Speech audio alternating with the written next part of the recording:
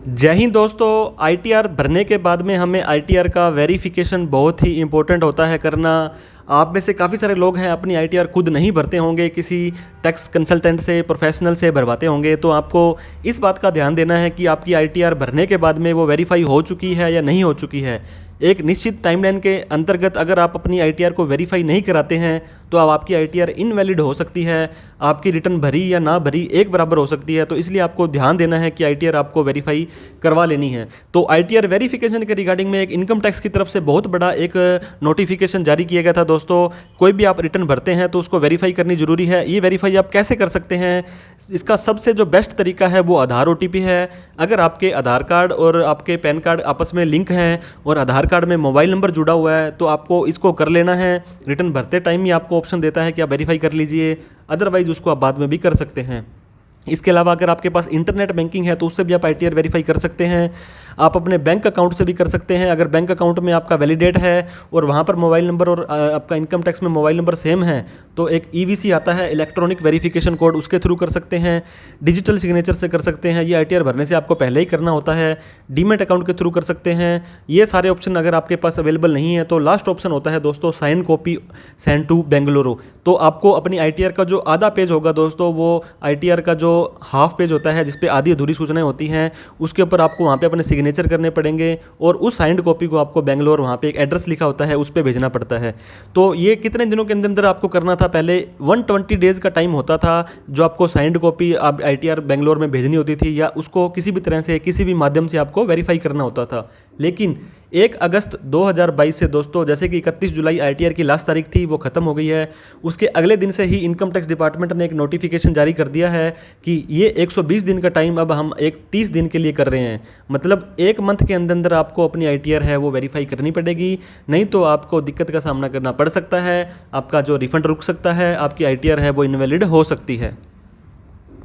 लेकिन दोस्तों ये रूल्स हैं जो कोई भी आईटीआर आप भरेंगे 1 अगस्त के बाद कोई अगर अपनी आईटीआर भरेंगे उसके ऊपर एप्लीकेबल होता है। बहुत सारे लोगों का ये डाउट था कि सर हमने तो अपनी रिटर्न 31 जुलाई को भर दी थी लेकिन उसको हमने वेरीफाई नहीं किया। तो उसको आप 120 दिन तक वेरीफाई कर सकते हैं। 1 अगस्त के बाद में जो भी रिटर्न भरेंगे उस रिटर्न को हम बिलेटेड रिटर्न बोलते हैं या उस रिटर्न को हम रिवाइज रिटर्न बोलते हैं, क्योंकि ओरिजिनल तो आपने भरी नहीं पहले, तो उन रिटर्नों को आपको 30 दिन के अंदर अंदर ही वो वेरीफाई है वो करना पड़ेगा। और इसके बाद में आईटीआर फाइलिंग की डेट के ऊपर भी एक इन्होंने नोटिफिकेशन निकाला है कि कौन सी डेट है वो आईटीआर फाइलिंग की मानी जाएगी।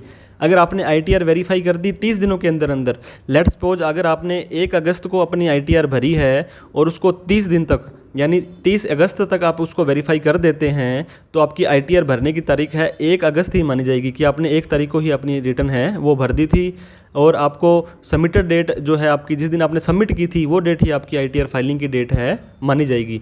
और दूसरी तरफ दोस्तों, अगर आपने आईटीआर वेरीफाई करी है 30 दिनों के बाद में, आईटीआर आपने जिस दिन सबमिट की थी और उसके 30 दिन के बाद में वेरीफाई किया है, तो आपने जिस दिन वेरीफाई किया है वो डेट आपकी आईटीआर की जो फाइलिंग की डेट मानी जाएगी और उसके जो भी कॉन्सिक्वेंसेज होंगे, लेट फीस होगी, वो आपके लिए एप्लीकेबल हो जाएगी। इस चीज़ का जो इस रूल का इफेक्ट है वो आपको अगले साल से देखने को मिलेगा। लेट्स सपोज आपको मैं एक एग्जांपल देना चाहता हूँ, जैसे कि फाइनेंशियल ईयर आप 22-23 की रिटर्न भरेंगे। अगर आपने फाइनेंशियल 22-23 की रिटर्न जो है 31 जुलाई को भर दी है, 2023 को भर दी है, तो 31 अगस्त 2023 तक आपको इसको वेरीफाई करा लेना था। अगर आप अगस्त में नहीं कराते हैं, सपोज करो आप 1 नवंबर को उस आईटीआर को वेरीफाई करवाएंगे, तो ये 30 दिन के बाद में आप इसको वेरीफाई कर रहे हैं तो आईटीआर की भरने की डेट आपकी ये ना मान करके ये मानी जाएगी और आपको 1/9 आपने 31 जुलाई के बाद भरी है तो उस हिसाब से आपको लेट फीस का भी वो है नोटिफिकेशन इंटीमेशन के अंदर आपको आ सकता है। 1,000 रुपये या 5,000 रुपये की लेट फीस आपको यहाँ पे देनी पड़ सकती है। तो इस तरह से दोस्तों आपको ध्यान देना है, जब भी आप अपनी रिटर्न भरो तो उसको ऑन द स्पॉट ही, हैंड टू हैंड ही उसको वेरीफाई करने की कोशिश करो।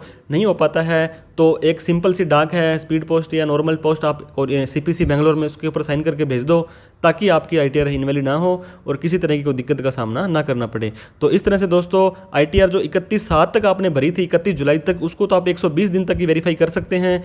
लेकिन उसके बाद जो रिटर्न भरेंगे, जिसे कि बिलेटेड रिटर्न बोलते हैं या किसी रिटर्न भरी हुई को रिवाइज कर रहे हैं, तब उनको आपको 30 दिन के अंदर अंदर वेरीफाई करना पड़ेगा ताकि आपकी आईटीआर है वो इनवैलिड ना हो जाए, आपका रिफंड है वो इजीली प्रोसेस हो जाए और आईटीआर आपकी जिस पर्पज़ के लिए भरी है वहाँ पे आपकी काम आ जाए। तो दोस्तों ये वीडियो अच्छी लगी हो तो लाइक करके, चैनल को सब्सक्राइब नहीं किया तो सब्सक्राइब करके, इस ब्यूटीफुल इन्फॉर्मेशन को अपने चाहने वालों में शेयर करके, कोई डाउट क्वेरी क्वेश्चन हो तो कमेंट करके हमसे पूछ सकते हैं, हमें आप मेल कर सकते हैं, हम आपकी रिप्लाई करने का कोशिश करेंगे। थैंक यू सो मच दोस्तों। जय हिंद, जय भारत।